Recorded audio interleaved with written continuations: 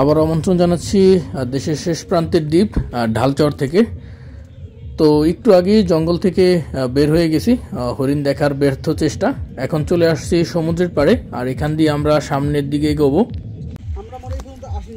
আসছি হ্যাঁ আসতে আরো সামনে গেছি। তো এই মুহূর্তে সন্ধ্যা হয়ে যাচ্ছে, সূর্য ডুবে গেছে আর সাগর একদম নীরবতা। সাগরও নীরবতা পালন করতেছে, সূর্য ডুবে গেছে, আকাশে চাঁদ দেখা যাচ্ছে।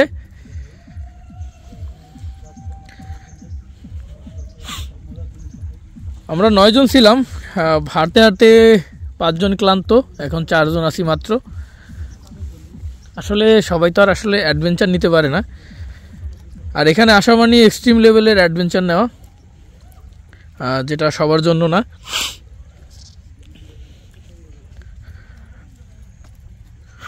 তো এটা হলো বঙ্গোপসাগরের মোহনা, আর এই দ্বীপগুলোর বয়স কিন্তু প্রায় 800 বছর, 800 বছরের পুরনো দ্বীপ। এখানে আগের রাজারা এসে, পর্তুগিজরা এসে জাহাজ নিয়ে থাকতো, মানে জাহাজ এখানে স্টে করে এই দ্বীপে বসবাস করত, মানে সাময়িক বসবাস আর কি, যেটা বলে রেস্ট নিত আর কি। তো এই দ্বীপগুলো সেখান থেকে এখন পর্যন্ত টিকে আছে ঘূর্ণিঝড়ের সাথে লড়াই করতে করতে।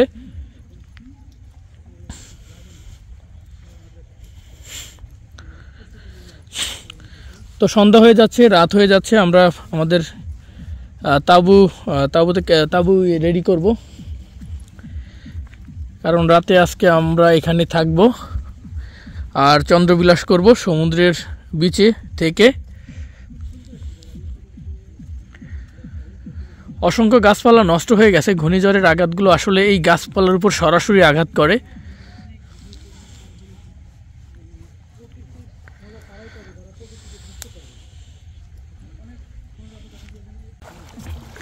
মানে কষ্টের পর যে কেষ্ট মিলে, এই কথাটা 100% না 200% সত্যি।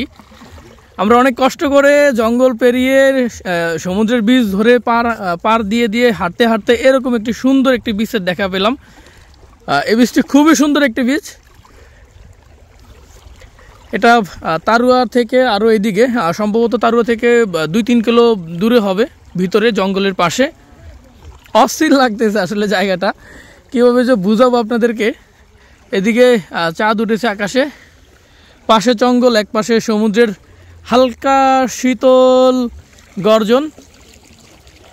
খুবই সুন্দর, আসলে খুবই সুন্দর, আমার কাছে খুবই ভালো লাগছে এই জায়গাটা।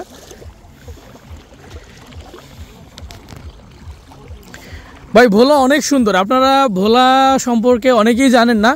ভোলার উপকূলীয় দ্বীপ অঞ্চলগুলি এত সুন্দর, যেটা আপনারা দূরে থেকে কখনোই বুঝবেন না, এটা কত সুন্দর।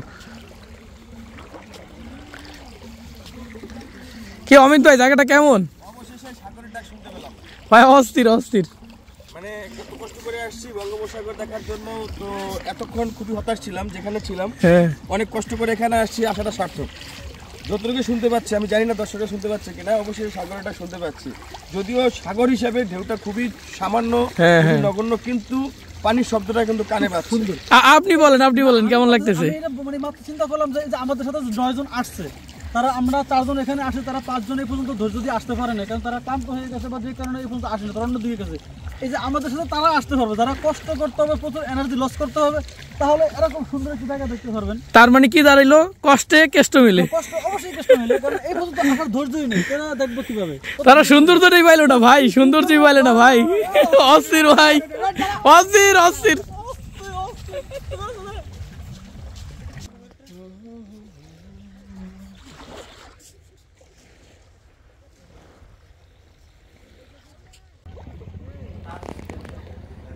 আমরা যত সামনের দিকে এগোচ্ছিলাম ততই মুগ্ধ হচ্ছিলাম সৌন্দর্য দেখে। এখন চলে এসেছি একটি নীরব একটা স্থানে, যেখান থেকে সমুদ্রের যে পানির গর্জনটা সেটা খুব সুন্দরভাবে শুনতে পাচ্ছি।